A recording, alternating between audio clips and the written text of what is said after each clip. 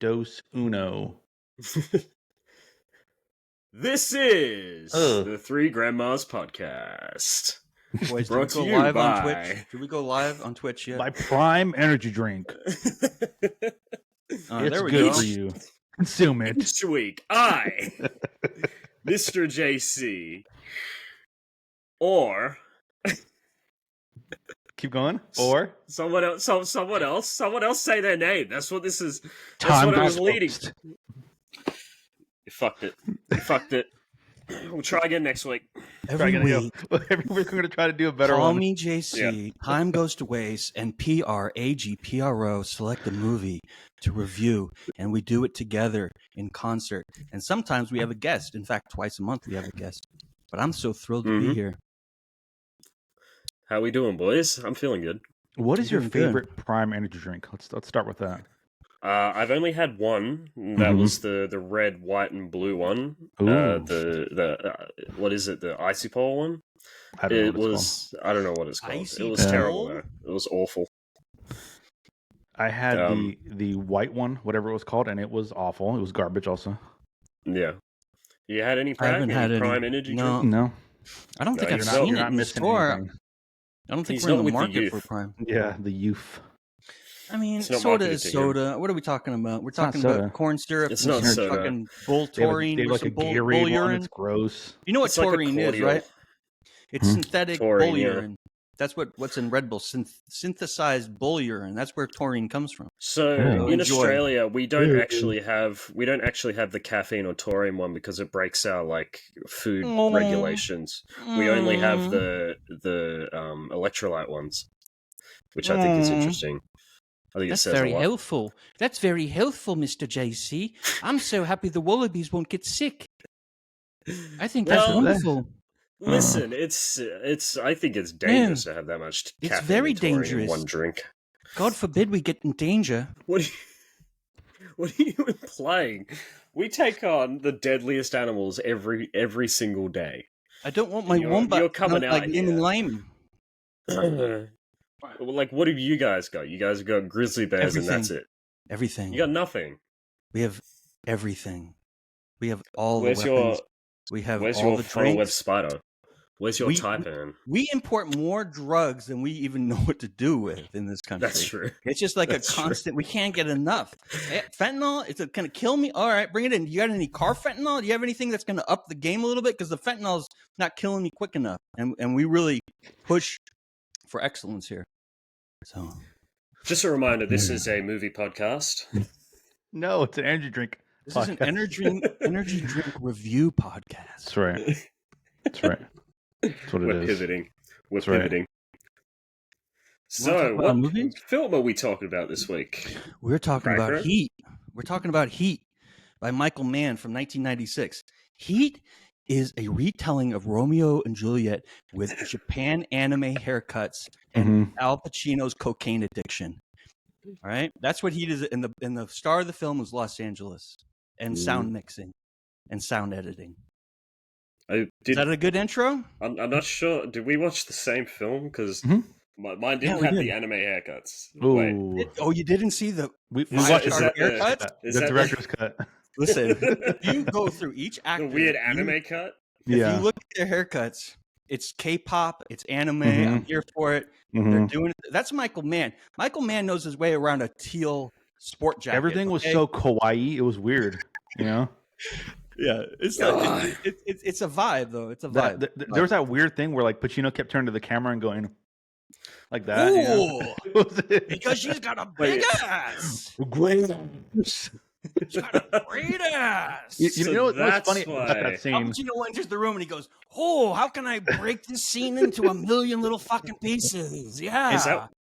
Is that why Tom Cruise had that hair in Collateral? It was like the aftermath of Right, okay. In Michael Mann only uses his hairdressers, right? In that scene where he says great ass, if you watch it, it looks like he's about to say big, and at the last second he changes. He's like, great ass. Is that Jeremy Piven in that scene, right? Jeremy Piven is in that scene, and I read the notes, and he's just like, and Jeremy Piven says he was authentically terrified when Al Pacino said that because that was not in the script. and there's a lot of It looks like it wasn't. It looks like he just he ad-libbed it. The only one who was not following the script in this film was Al Pacino, and I'm here. It seemed like he ad-libbed a lot of this. I love you, Al. To the betterment of the movie, I think. So, What are Prag? Oh, Go on. What does this movie mean to me? I was going to say, Pragpro. Why did you pick it? Let me take you back to 1996, when I was 23 years old. Let's go back. And that was right at the time when Tarantino took off, and there was all these ensemble tough guy movies. Yep, I'm there. And this movie was written by Michael Mann in '76. He was trying to make this film, and then they made a made-for-TV version of it. Yeah, they actually made a made-for-TV version of this that's around. I haven't seen it, and I'm sure it's ghastly. But because then he did Miami Vice in '84. He wrote this way before that. This was one of the most '90s movies I've ever seen. It's literally the most 1990s. I thought Miami Vice was 2000s. No, that came out in the late '80s. The original Miami Vice. Oh, the TV show. Because he obviously remade the movie. Yeah, I don't talk about the Miami Vice movie. That's terrible. It's like an oil slick in each of their hair. It's I don't know this. Yeah, Slick? It's just the problem with the Miami Vice remake movie is that the story doesn't belong in one movie. It seems like it wasn't like a single story. That it seemed like it was going to be a reboot of a TV show, and they couldn't get the funding, so they added a couple million to get the cigar boat, to stuff like that. I mean, it's very stylish, but it's not my favorite version. The original Miami Vice was sick though, because it was so original. Yeah. No, I mean it was just when you're that age and you're a boy, and it's just a very masculine movie. It's just fucking tough guy theater. It's tough guys trying to out tough guy each other. It's and it's very effective. So is it a film? So it's a film you saw when you were young. Oh yeah, I saw this in the movie theater when it came out. I mean, imagine seeing this in movie theaters. Crazy. That shootout scene. I saw it twice. Yeah. I saw it twice. Crazy. I saw it, and then I took my girlfriend at the time back to it in the same week because it was a banger. It was like 4 minutes of just straight gunfire. I mean, we're gonna get to Just that. That's crazy. a great scene, right? Yeah. Oh, how about nuts. the drive-in movie scene? There's that to Henry Rollins. Shout out to Henry Rollins playing the thug. Y'all know who Henry Rollins is? Flame asked me who that was. You didn't know it was him? Yeah, I didn't know it was him. Okay, yeah. We were watching it, and then I go, oh shit, Henry Rollins. And then Flame's like, well, who's that? And I go, he's like a punk rock singer that like dabbled into into acting a little bit. Like he popped up here and there, looking like a thumb. It's kind of weird to explain who he is. Looking like a bionic thumb in that black suit in this movie. Fully, there were heaps because I didn't look up the cast list before I popped it on. There were heaps of like people that showed up that I wasn't expecting. Like I didn't know Natalie Portman was in this. Yeah, there's a lot of familiar faces. I'm here for an awkward Natalie Portman and her tweens, right? I didn't know Jenny Amidala herself. She's trying to act her. She's trying so hard in this movie too. But yeah, I know she was a great young actress. So. Danny Trejo, whose last name in the movie was Trejo. Yeah. And they only say his name once. Danny Trejo plays Danny. And when they say, you know exactly who they're talking about. Because... Oh, and Tom Sizemore. Sizemore. That's enough talking slick. I'm here for Tom Sizemore in this movie. That's my favorite character in the movie. He's so crazy.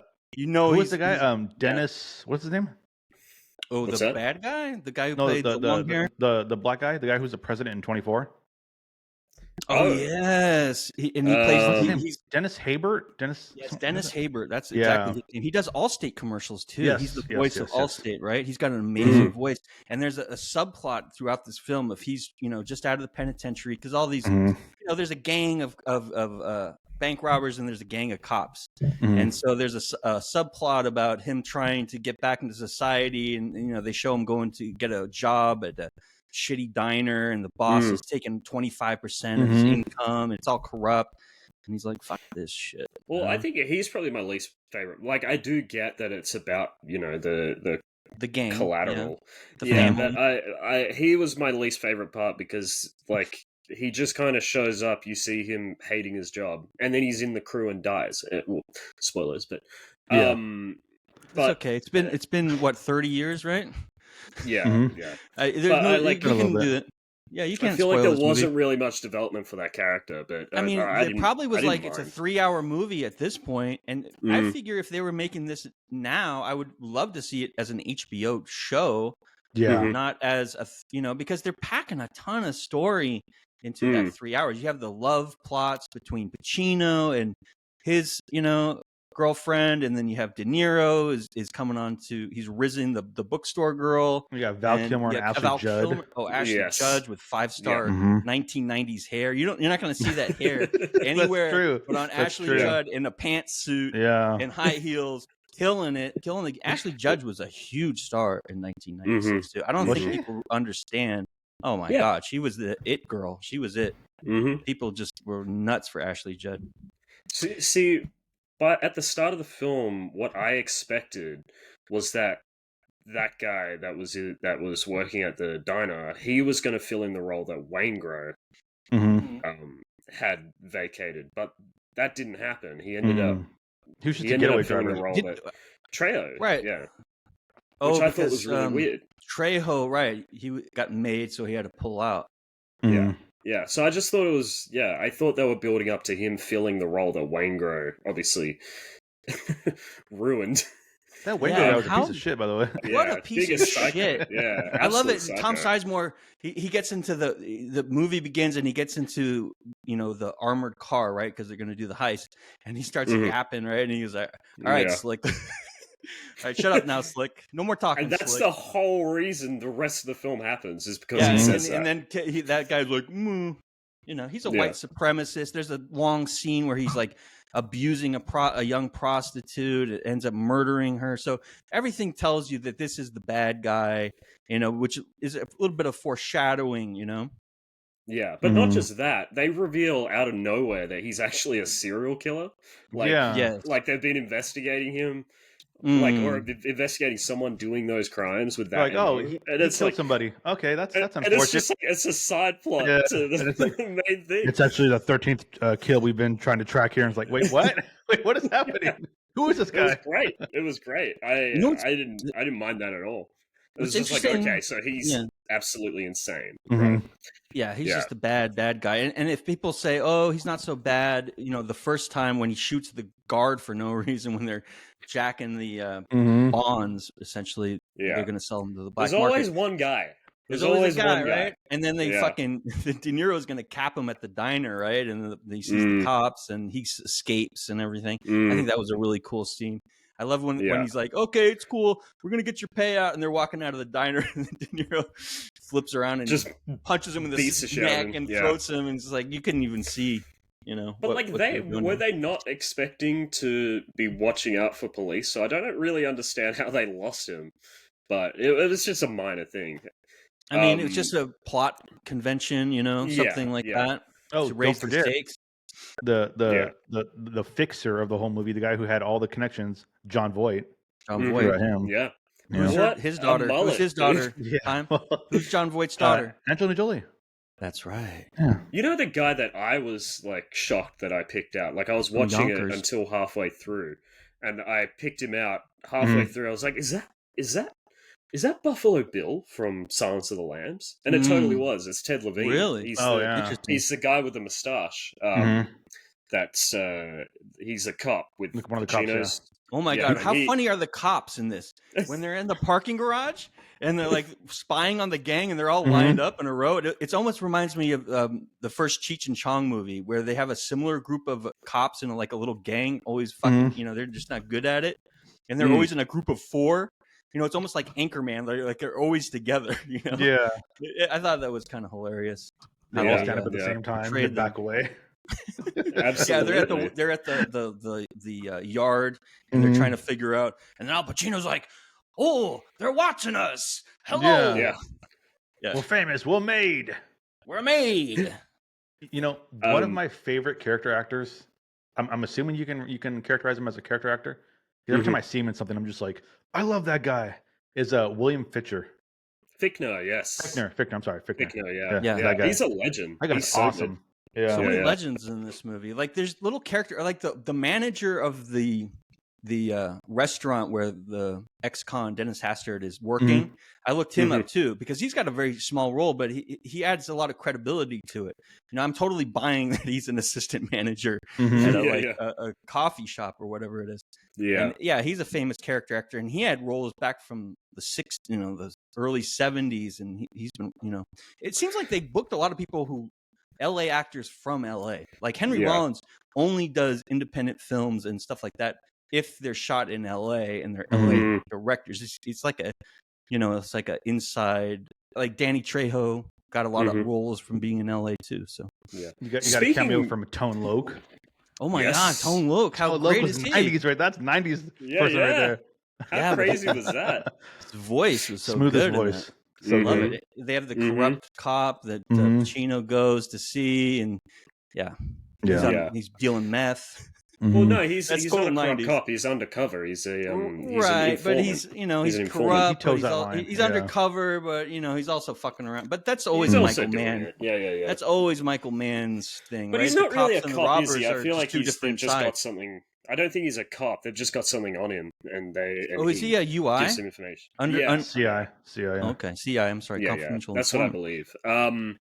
Nice. But speaking of LA, can we talk about just like the shots in this film, like the behind the actors and all the city lights in the background and the way they present LA in this film is just absolutely stunning. Like De Niro's house that he's renting, it's near the ocean, but the view of the ocean makes it look like a lake, right? Because it's so it's the aspect ratio of it, so you get that weird, you know, the water's doing this. It doesn't look like the ocean, but it's beautiful. And it looks like, I don't know what kind of like lens they used or whatever, but they've like flattened it so it just like the water looks huge, like you can't see the horizon. In that same scene when he first walks in there, it's all quiet, so you just hear the waves coming in and out, and it's like, oh, that's so good. And the lights, awesome. He's like, oh yeah, these lights are just like in you know, they're talking about in tropical islands when you have you know, jellyfish and stuff like that, and he's right. It doesn't the bioluminescent lights. But yeah, they're just those backdrops of the city was just. And it's not Hollywood LA. It's not Hollywood LA. It's industrial LA. It's middle class LA. It's the day-to-day coffee shop. It's where real people live. Of course, all the bad guys live in these mansions and stuff like that. That's not very authentic at all, but that's also what Michael Mann does. It's like he always puts cops in a Ferrari, right? Like on Miami Vice, it's like, we're just gonna drive this Lamborghini to work. You know, it's stylish. You know, I love when when they're pulling when Pacino is pulling De Niro off. They have that Moby song. It's like a car chase sort of thing. Yeah, you know, I had to look that song up. I didn't realize it was by Moby, so it was pretty cool. Yeah, it was great. The sound mix is interesting because the dynamic range is so broad, because a lot of the time the cops and robbers are like whispering to each other or just talking under your breath, so you're kind of leaning in to hear.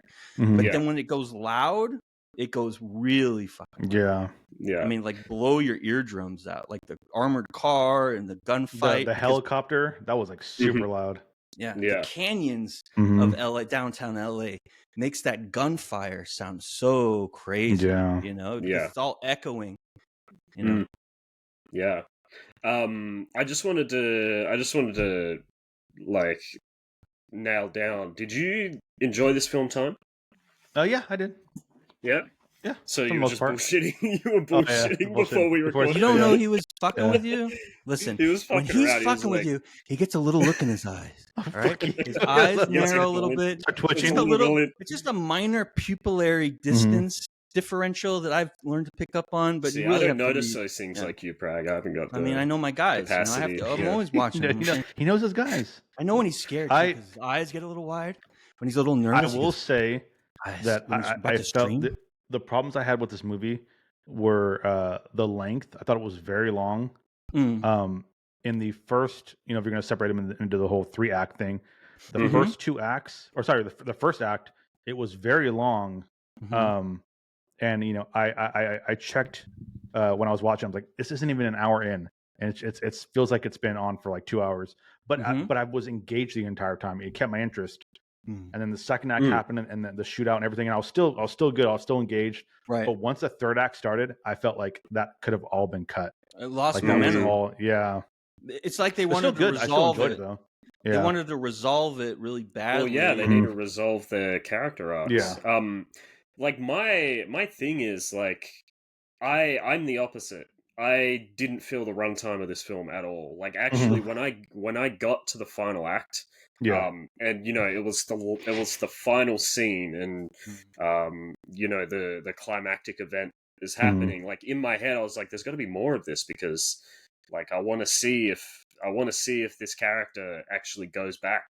You know, I like how Amy Brenneman really played up the tension between the decision that De Niro was trying to make by really not just like in some movies the girl would be like okay or maybe well, I don't know, but she was like really struggling emotionally with. I like De Niro's relationship with Amy Brenneman in this movie. Yeah, and not just her, but also Diane Venora playing Al Pacino's wife as well. I thought their dynamic was really strong. Yeah, but they're both pieces of shit in this movie, right? Ashley Judge and Venora, right? Because Pacino's not cheating, right? Didn't you know? No, but of course, but he is. Val Kilmer is a bad guy, so but it is understandable. Like he's, you know, he doesn't put anything into the relationship because he's so focused on this role. Like him and De Niro basically have the same problem: is that they can't help themselves. They can't get out of this. It's a full-time job, right? Yeah. It's a full-time job. It's not even. Yeah. It's more than full-time. It's 24/7, and it's almost improper to have a family at that point. And I think De Niro understands that, and he goes out of his way, right? What is the cliche? Never get in a relationship you can't walk away from 30 seconds, 30 right? seconds, That's the tagline, right? And but they essentially have the same decision in the end, like because he, you know, what's his name, De Niro, he didn't have to go to that hotel, right? He needed that revenge, right? That's the lesson, right? Like he could have just let it sit, and he would have been fine with his girl. He would have been out of there, and then also Pacino would have been like, maybe he might not have given up his job, but no, he's yacked out of his fucking mind. Yeah, absolutely. But they still had the same choice to make, right? At the end of the day. Yeah, because the choice, you know, what De Niro was holding on to was revenge. That was what he wasn't willing to walk away from in 30 seconds, and he was willing to walk away from Amy Brenneman. And that's, you know, interesting, and it tells you that revenge is a relationship that people have that's almost as insane as a romantic relationship. But then even at the end, it feels like, wait, is Amy Brenneman the one with De Niro? Yes. Oh yeah. Yes. So you feel like at the end, you know, De Niro figures it out, and he's like, you know what, I'll pick her, you know, and then he does the whole revenge thing, whatever. And then when he comes out, you're like, okay, he's gonna, you know, get out of this or whatever.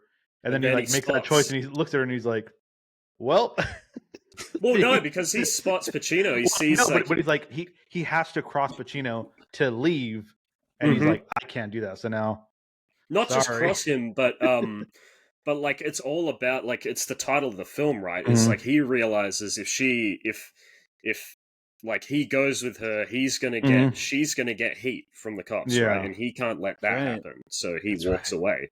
Right? He does the noble thing. The biggest message from this movie is to not trust women because they will get you in trouble. And you can laugh. Yes. But every single thing that happened was because maybe they shouldn't woman. Trust us. Maybe after we everything fucked up that their lives. Ashley Judd did for Val Kilmer, you're going to say that, dude? Yeah, she was going to rat him out. Life. She was still going to rat him out. No, she wasn't. She saved his life. Bro, she was turned at the end. Mug, bro. She's like, no, she didn't. See the guy, she was going to. Bringing the guy she was going to though. Yeah, but the only reason, and she changed her mind at the end. Only because her boyfriend on the side turned her in. Yeah, that's why. She was planning to escape with him. Yeah, she was going to fuck him over. No. Here's what Ashley Judd's character did, is that she found the most, because if she didn't help the cops, her son was fucked, right? So she found the most beneficial situation she could. She went outside. Yeah, she went outside. So then she screwed over Hank Azaria. Which, by the way, Hank Azaria's in this movie. Yeah, Hank Azaria. He was a dickhead. No one cares. Yeah, no one cares about Hank Azaria. I like Hank Azaria. No, he's great. Assholes in this movie. No, I mean the character. No one cares about the character. He's a dickhead. Yeah. But what I'm saying is she saved both her son and Val Kilmer, and I feel but she was ready to fuck off. She was ready, unless he turned. Hank Azaria turned her over to the cops. Then she had to make a new deal, and she did, leverage it correctly. I didn't buy that Val Kilmer's, they see him and they're gonna let him go because he gave him a fake driver's license. I don't think so. John Voight's good. He's got those papers. But still, that's what I was saying. It's like they didn't have a visual idea of him. They didn't know what he looked like. Patrol cars. It's the haircut. The haircut changed everything. He cut his hair. If he showed up and he had the long hair, handsome. Yeah, and Ashley Judd saw him, she'd have been like, "Get this guy out of here." But the fact that she saw that he became Batman essentially, she's like, "I'm back in. I'm back in." That changed her mind. That's what it was. Yeah. Hold up, Val He didn't smile the whole movie until that last scene. Val Kilmer is dressed like Daryl Hannah in Kill Bill Volume 1 through this whole film, and the Viper Club is back. By the way, I just watched Kill Bill 1. Daryl Hannah is amazing in that movie. Oh yeah, shout out Daryl Hannah. Yeah, good job. Absolutely. Anyways, yeah. Can I also say the influence this movie had on culture? It's just, look at Grand Theft Auto, right? Yeah. Not just that, but like, there's so many scenes in this film that you can tell are like all-timer scenes. Like, firstly, the diner scene where he tracks him down with the helicopter, pulls him over, and then takes him to a diner to have a conversation with him. Yeah, that's all-timer scene. I didn't like it. What? I didn't like that scene. It was weird. Why? It felt forced. It felt unnecessary. It's like, we got to get the studio said, I got to get De Niro and Pacino to act together. That is Michael. Unbelievable. And it was so stupid. It was cool that it happened, but it was no. It was okay. I don't agree at all. I didn't get anything I felt like from it was necessary, dude. Like, seriously, Pacino at that time, he's come home to his wife, and his wife is like, "I'm going out." Like, what's Pacino going to do? Like, that's obviously what he's going to do. Is he's going to track down work on the case, the dude. Yeah, he's going to go get cocaine. Was from what my understanding. Totally is, makes sense. Like, I don't really understand why. It does make sense. I just don't like the words they gave them to say. I don't know if they improv the scene. I don't think what they're saying is that interesting to me compared to all the other scenes where they say amazingly interesting things. I don't know. It's just something. It's like they build the expectation too high for having them on the same screen, and then you can never meet that expectation in my book. I don't know. Well, what I was also going to say, the other scene that I wanted to talk about is the second bank heist scene where they where the cops are scoping them out, and he steps into the shadows, and they're like, "What's he doing?" Yeah, and they fuck up because one guy trips, he falls over behind him. I think he got up and tried to sit down or whatever. Yeah, and then that close-up shot of his eyes, he realizes, and then he slowly walks back in. Them. He's like a rat in the fucking walls. He can hear what's going on in the kitchen. Straight away, he's like, and then they get, we gotta go. This operation's done. We're done. And he's like, I'm right here. He's like, no. If we walk out, they're gonna catch us with the money, right? So, and they could, and it's right. They couldn't charge. They could only charge them with a misdemeanor. Yeah, but then they let them go, and a bunch of people got shot, right? So maybe they do 6 months, and maybe that's what should have happened because otherwise, everything that happened, right? So but then they'd be out 6 months later, and that's their point. They need I don't know to about get that. They have a lot of priors. These are not first timers, right? So they don't have the evidence. Like, they don't have the evidence yet that they did the first. But you have to heist. understand, in 1996 in California, if you've already committed 1 or 2 felonies, you're going to get life. Yeah, but they don't have the evidence for the first felony. They're breaking into the fucking bank. They're walking out of the bank. It's a misdemeanor. Is it though? No, that one wasn't a bank. It was a mineral depository. Still, I'm pretty sure it's still a felony, but it's good for the story. I'd like to breaking and entering, right? I'd like to confess a sin right now. Okay. I like that. This isn't Father Flanagan's stream. It is right now. If he came on right now and just took my confession, that'd be great. It's gone. I told you that man is gone. Land of Saints is gone. He's been canceled. He's not coming back. We can send him the link if you want. I told you that's it. No more. He's gone. This is only the second movie I've seen with Al Pacino in it. Okay. Are you terrified yet? I've never been interested in the movie he's in. I've never seen Goodfellas. Godfather. What's the other Pacino film you've seen? His best film. Carlito's Dick Tracy. Oh God. You haven't seen Scarface. No, he hasn't seen The Irishman. No, Carlito's Way. You haven't seen Scarface. I haven't seen Scarface either. That's crazy. What's going on with you? We might soon. That We're gonna review it. Theoretically. Yeah, that's a good point. Maybe. Yeah, dude. So what's your impression of Pacino from this movie? Like, to me, he's like goated. He's one of the best of all time. He is, but not from this one. From what I've heard and like the he's memes incredible in this of Pacino and like crazy. The what I would imagine Pacino would be in my head without watching him. This is what it is. Perfect. He's great. He's good. I think he stole every single scene he was in. I always thought he was an over actor, but I've never seen him, so I don't know. But I thought he was. I thought he was fantastic in this movie. He's literally one of the great actors of all time. He's top 5, and you have to see young Pacino to understand how good he is. If you see his movies from the 80s, you know, it's like, you'll be shocked by the Godfather. He's so subdued. He's a different person. He's subdued. He's now, you know, in this point. It's you know, he's got the range. Sugar in him right now. Yeah, he's got Serpent Coat, whatever it's called. Yes, Serpent Coat. Yeah, that's a great movie to watch. And Carlito's Way. Carlito's Way is a great movie too. I haven't seen it. So, that one either. I've heard it's really good. Is he in The Deer Hunter?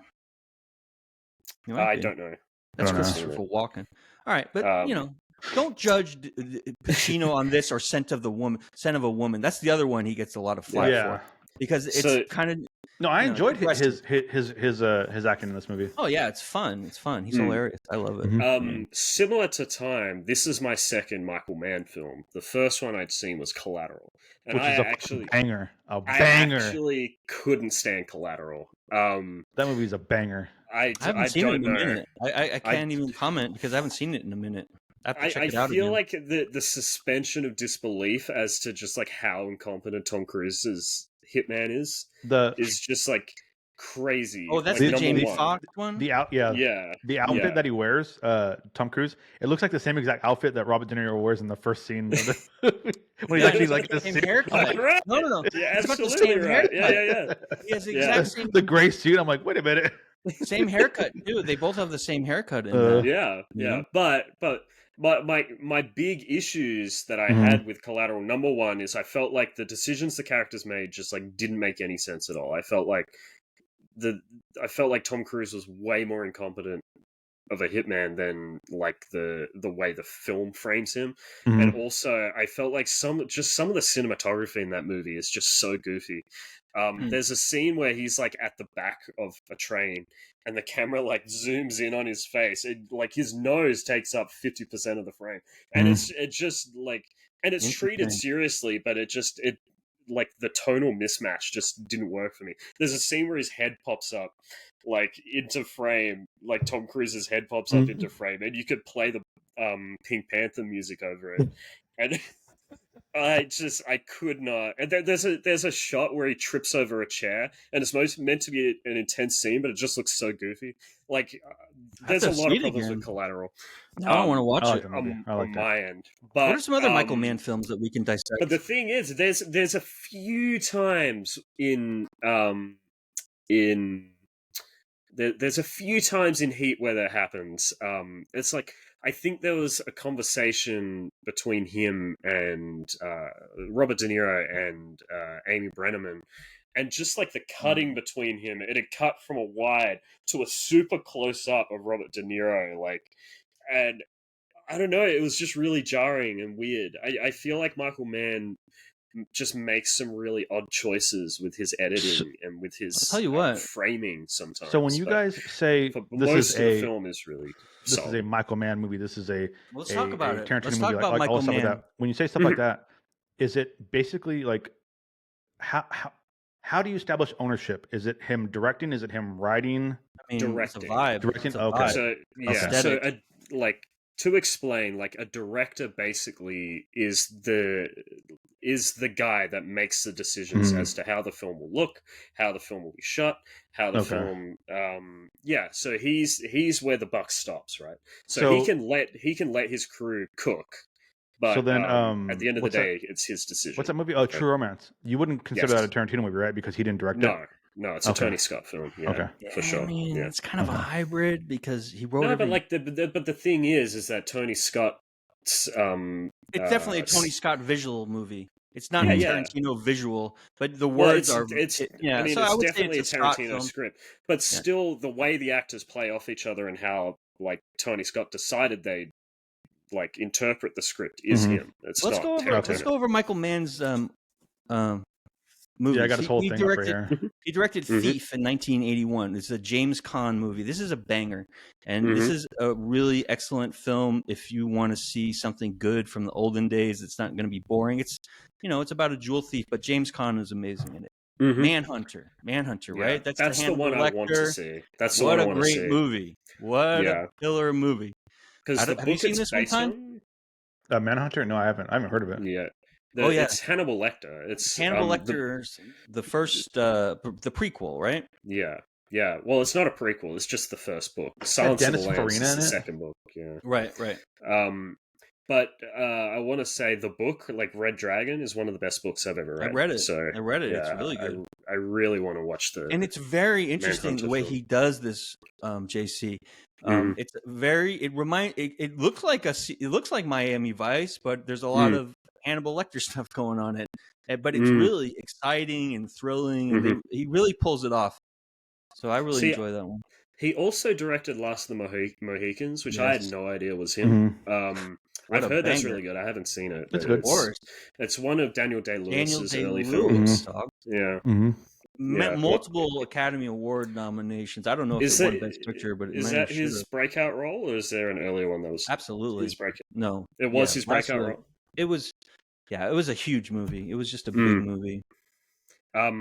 So most recently, he directed Ferrari, which I've heard is pretty good, actually. Hold on, we're skipping some good ones though. What about The Insider? I know. The Insider. I'm just That's another movie he got multiple Academy Award nominations for. Russell Crowe, Plummer, about the Muhammad Ali biopic. I thought that was pretty. Wasn't that pretty well regarded? Absolutely. I haven't seen it. Yeah, I haven't seen it either. I'm pretty sure. Make you want to slap your mama.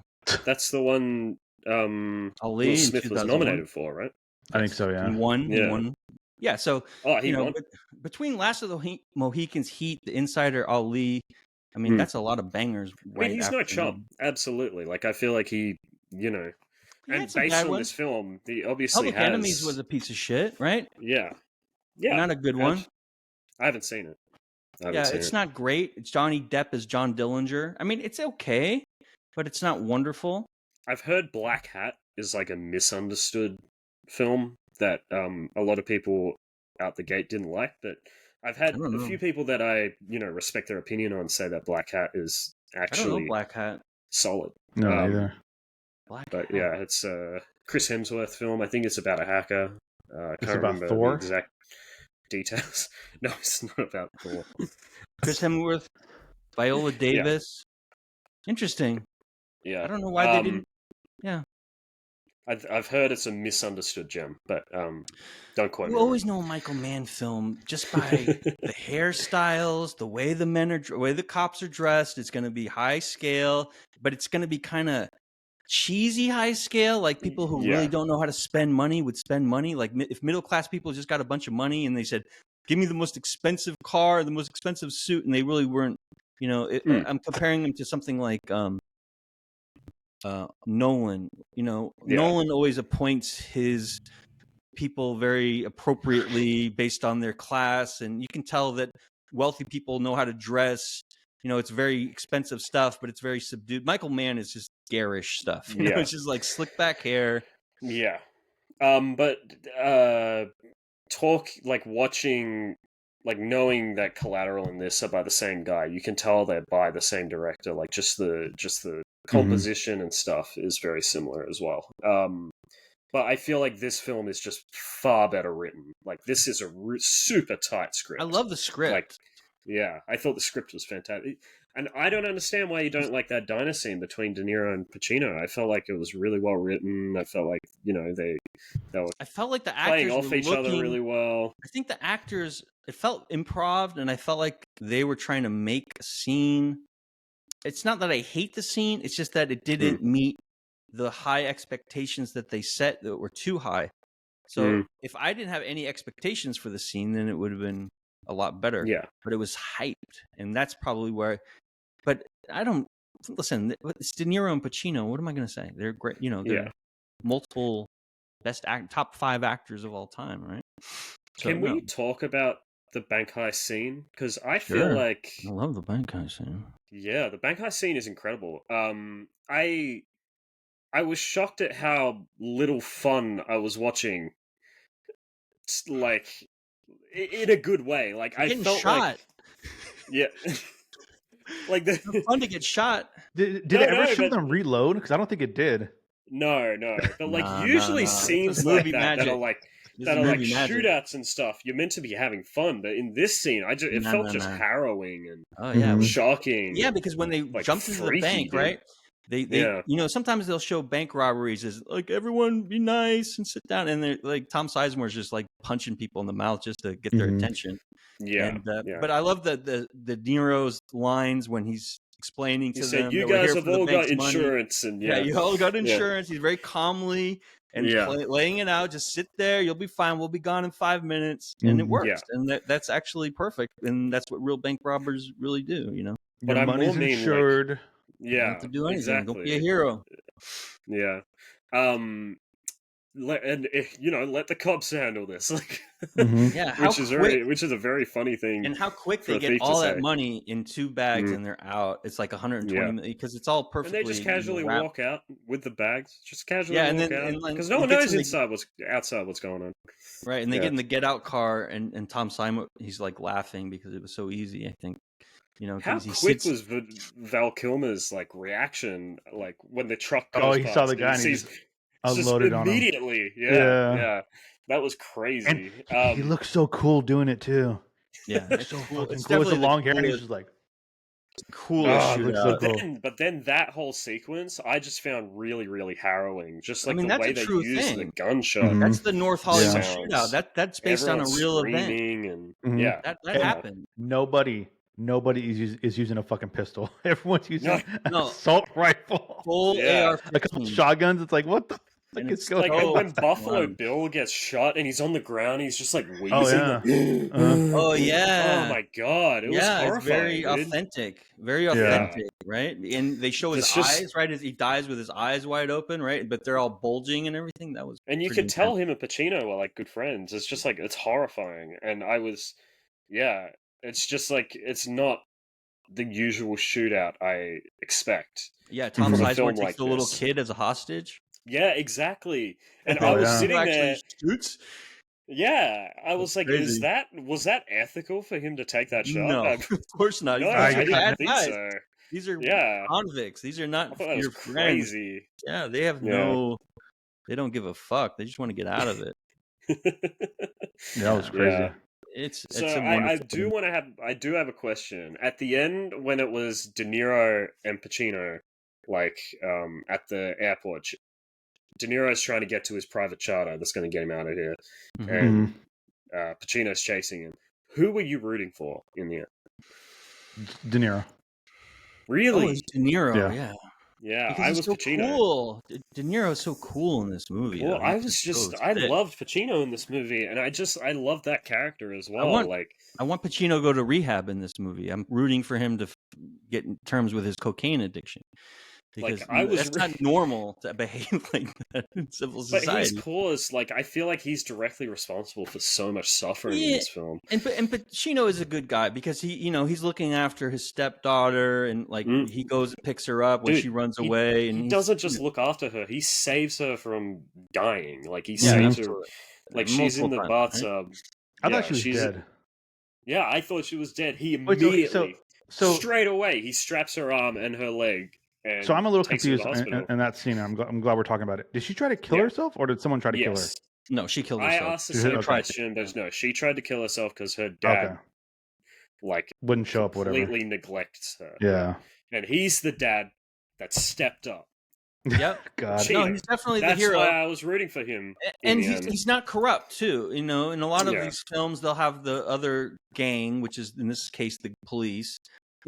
They'll portray them as just as corrupt, and he is making sure that he's not planning evidence. He's he's going by the book. So there's a lot of reasons why he's the hero in this film. But De Niro's so cool.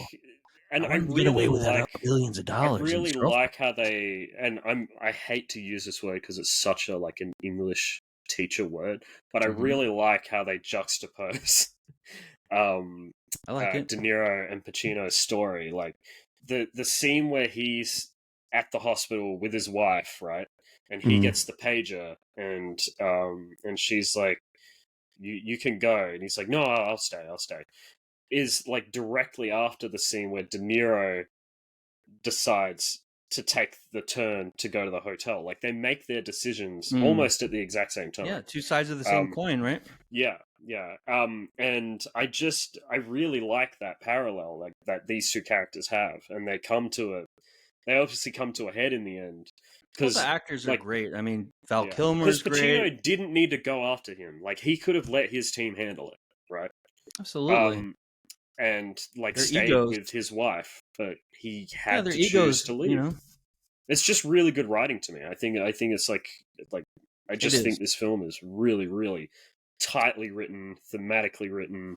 I'm hanging on every word that they say because they're always saying interesting things in cool ways. Like everything De Niro says is, the way he delivers it and the stuff he says, and it's just like the pure embodiment of what men believe real masculinity is about, like stoic, about your business, clean, all that stuff. So, Michael Mann always plays on those concepts of what it means to be a man in society. And all the women are ancillary in this film too.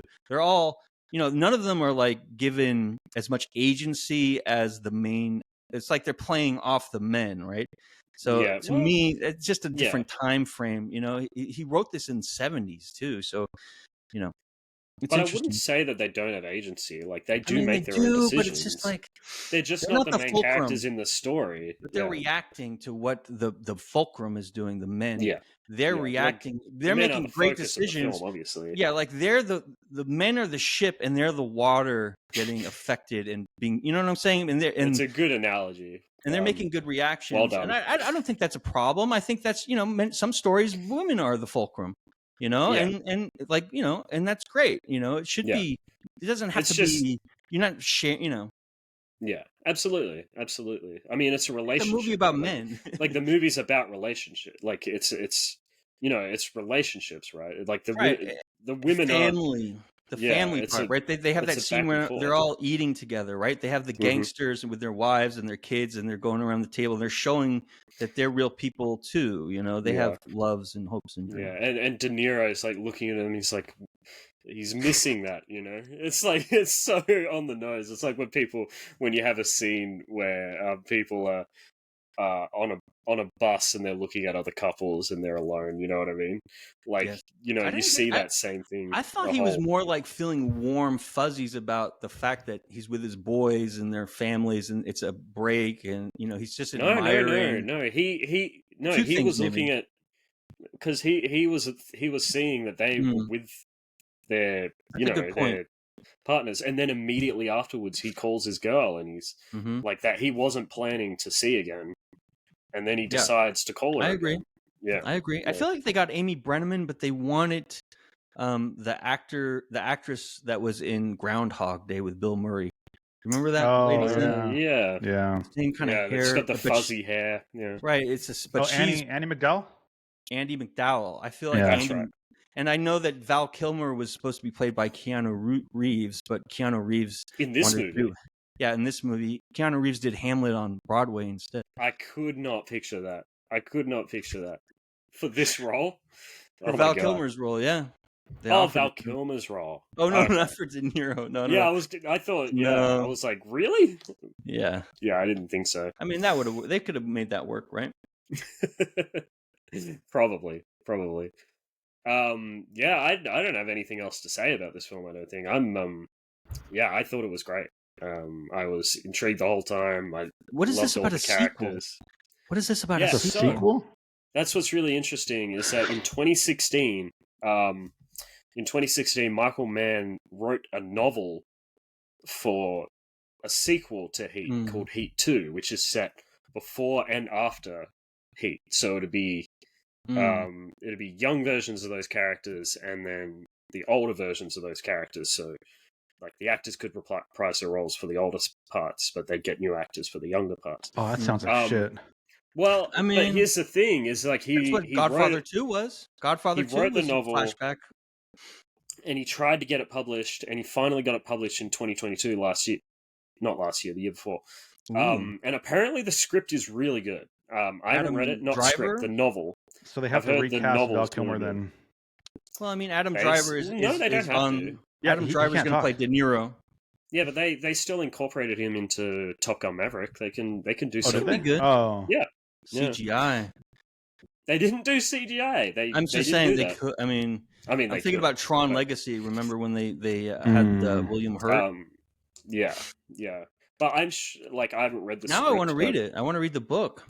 Apparently the novel's really good. And he's finally, like, after finishing Ferrari, he said he's going to try and make it. Could be good. But we'll see. We'll see. Too Heat, Too Furious. I mean, it could be terrible. I mean, it is Michael Mann. Right? Here's my thing: is anything can be good as long as you have a good director and a good script. Anything can be good. Absolutely. I mean, I'll give it a shot. You know what I'm saying? Yeah. I'm interested because I love those characters and I love the story and I love the style and you know, it's basically, you know, it's like watching Vice City the movie, you know, but highly polished, highly refined. As I said earlier, the film ends on a note where it's making me wonder: did Pacino break free of this cycle or not? And I do want to know. I do I mean, I guess. Come on. Let me have a little hope for my boy. No. His nose my caved in from doing so much. Let me have a little nose hope. looks like this. It looks like a pierced thing. There's no creatinine anymore in there. The tendons are all messed up. Yeah. But yeah, they could make it. I mean, it could be cool. As far as I'm aware, it's his next project. It is Heat 2. So we'll see what happens. I don't know what the script does with Val Kilmer and whether he'd have to change that to incorporate him, or if he's even in the script. I don't know.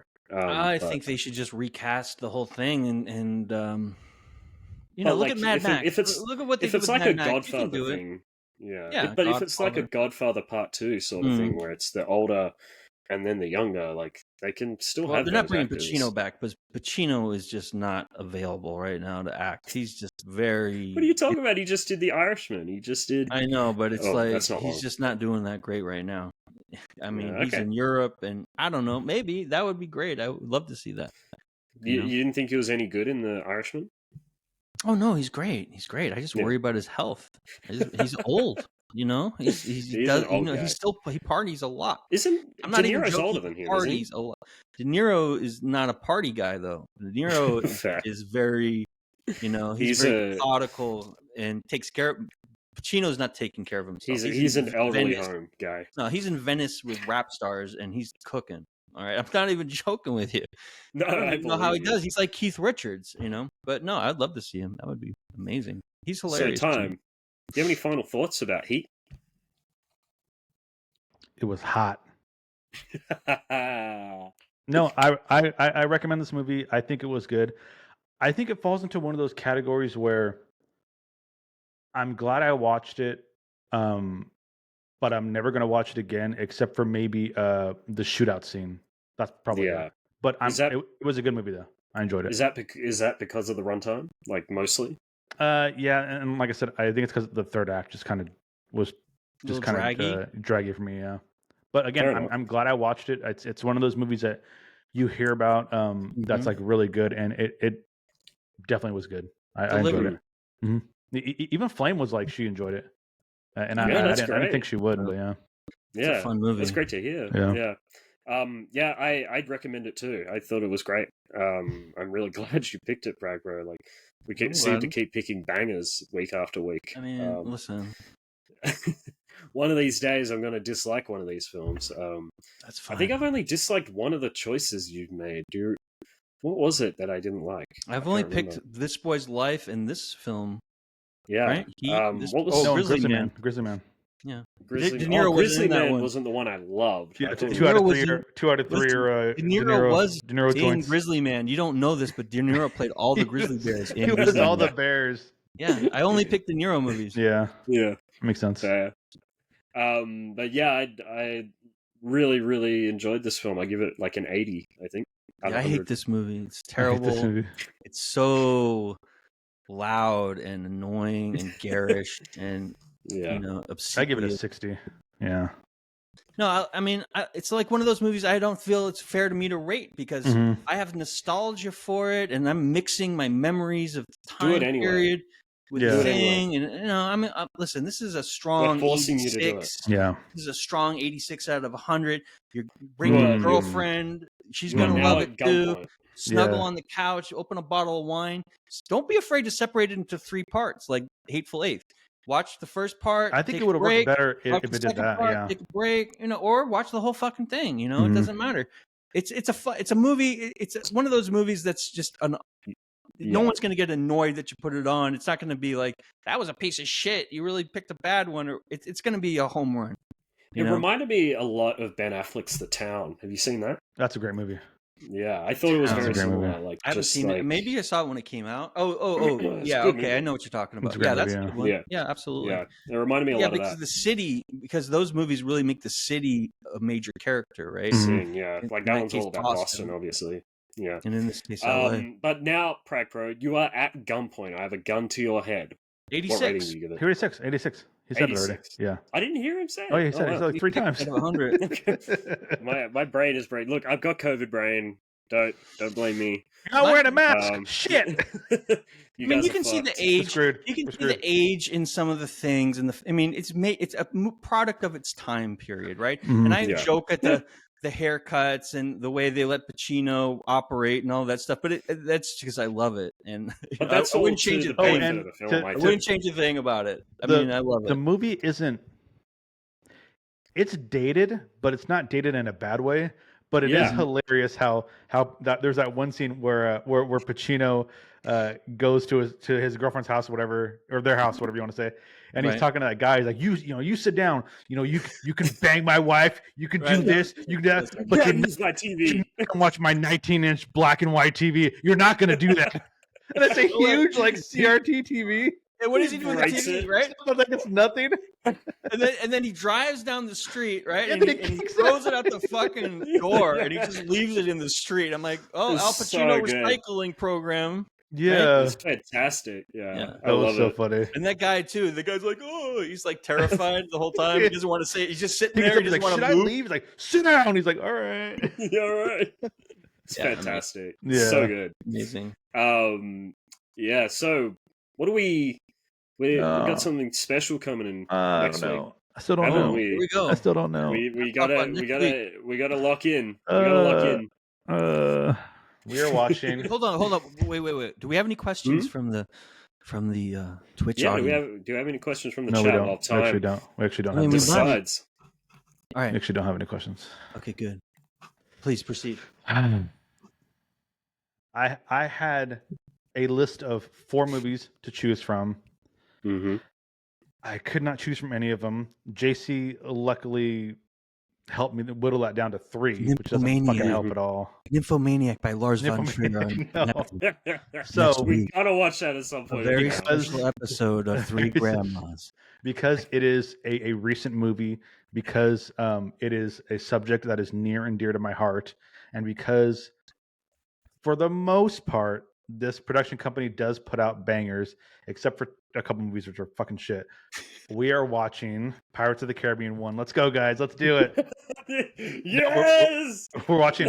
We're watching. mention Pirate have to go heads to win town? again! I'm going to be out of town all Deckheads next win week. again! We're watching the Spike Lee joint Iron Claw. That's what we're watching. Sparkly! I don't know, made it. We're watching Iron Claw. Iron Claw? Oh, Iron Claw. It's That's about okay. the It's good? Von Erich wrestling family. I've seen it twice. I've now. heard it is. I'm happy to watch it a third time. It is not very kind to Love the patriarchal Von Erich guy, and he's not very happy about it. So I'm excited to see it. And I love Zac Efron. I'm glad he's Yeah. mad. So, It yeah. should have been. I'm not gonna. That's the content next week. I'm I not thought you were gonna going to say go with It's- Mickey it's- Rourke. I really thought you were going to go with Mickey I Rourke. was, I but he Yeah. can't watch it. I can't Oh, watch that's it. It's right. not available in I Australia. might just watch it as well, just for me. But what? Let's a great watch it movie together that is. and do a side episode. I mean, we could You do can that. Let's do that. Like, I don't mind if you did Listen, that. I love Telephone Mickey wrestling. Rourke in that movie. The Wrestler is a movie I've always wanted to see. He won an Academy Award for that, Me too. right? No, he didn't. No. Oh, he didn't. Oh, I thought he didn't. He didn't. Yeah. He got nominated though, Yeah, right? I've always wanted to watch The Wrestler. So okay, so just for transparency's sake, the 4 films were The Wrestler, Iron Claw, Donnie Darko, and now I'm forgetting what the 4th one was. Foxcatcher. Foxcatcher, yeah, which those are all is another great shot. Any one of those movies are great. Yeah, I have. Okay, that looks insane. Yeah, another. It's great really choice. good. Yeah, yeah. I mean, I would have been happy with any of them. Iron Claw is a great choice. See it for the third. Are you going to see it a third time, or are you just going to go off of? No, I'm going to watch it again. I'm going to watch it again. Okay. Yeah. It's I got to write my notes. Yeah, it's. Sorry. I'm familiar with the Von Erichs, but I'm not like huge fans of them. There are some conspiracy theories I do want to get into it because they're awesome. But yeah, I want to hear it. I'm excited to see a good wrestling movie. Did A24 produce it? Oh my god! What are the shit A24 films? The horror movies. Yeah, but some of them, I like that they're shady. I like that fact. It's great independence. Are you talking about Hereditary? Do you not like Hereditary? Oh my god! Yeah, me neither. That one and Midsommar. Why don't you idiots do a spin-off episode, and you guys should review Hereditary. You two idiots should review Hereditary together. It's a terrible film. Good shit on it together. It's so bad. My favorite A24 movie so far is Uncut Gems. Great film. They have so many. That is anxiety. The movie. When I'm looking for a movie and I don't know what I'm looking for, I always just go to Netflix and I'll just type in A24, and all these sick indie movies will come up, and I'll pick one. I'll be happy. I love A24. So I feel like JC would know the answer to this, but Prag probably would too. Hold up. Before you shut me out, I want everyone to know that Iron Claw is available on HBO Max. Oh, is it? Oh, that's right. It is. If it's included in your subscription, please continue. Time. I'm sorry to interrupt you. There is a trilogy of movies. Am I not loud enough? No, for comedic effect. For comedic effect. Okay, you're good, baby. There is a trio of A24 movies that I want to see. Nymphomaniac. I've heard they go together, but I don't know how good they are. It's the Maxine trilogy. Oh yeah, they're great. They're great. Okay.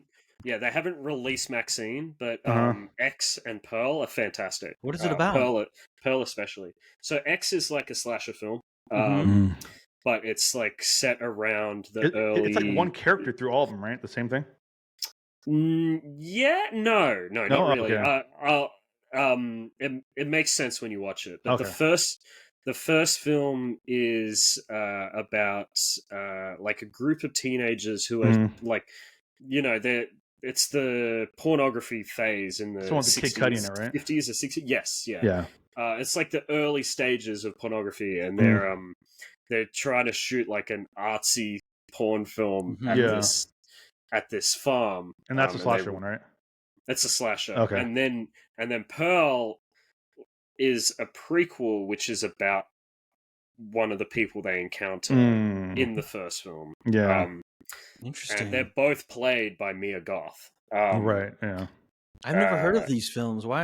I don't know why I've missed. I don't know. They just went right over my head. They're great. They're really good. I guess sometimes we miss stuff, And then the trailer for Maxine, where it shows like the Night Stalker and shit like that, and all these different. I haven't watched the trailer. Shit. I'm going in blind. Yeah, I'm going in blind. Richard Ramirez. The trailer, Richard I was like, Ramirez is so scary. Awesome. You know what Richard Ramirez is? Maxine.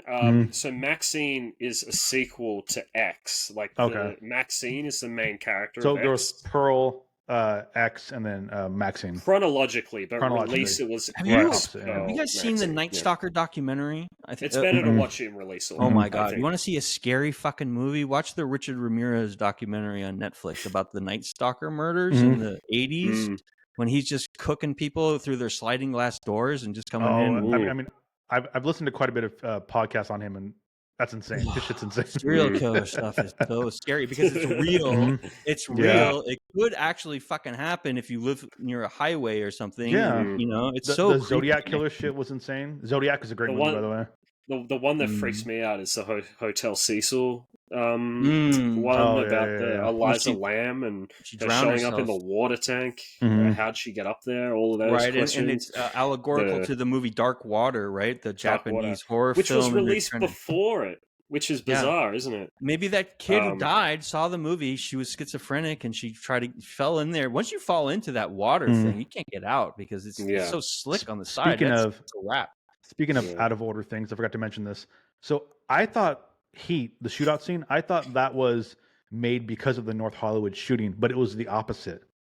Really? The North Hollywood shooting came after. Was it inspired? It wasn't inspired by it. What year was the North Hollywood? People say it was inspired, and the guy who I don't believe it. One of the killers, he had heat in his apartment.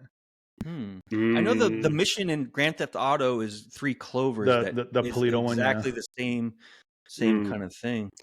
The North Hollywood shooting was in '97. It looks like. Okay, so a year after the film came out. So obviously, maybe it really did. Have you seen the footage of that, JC? The North Hollywood shootout? No, it's insane. You gotta watch it.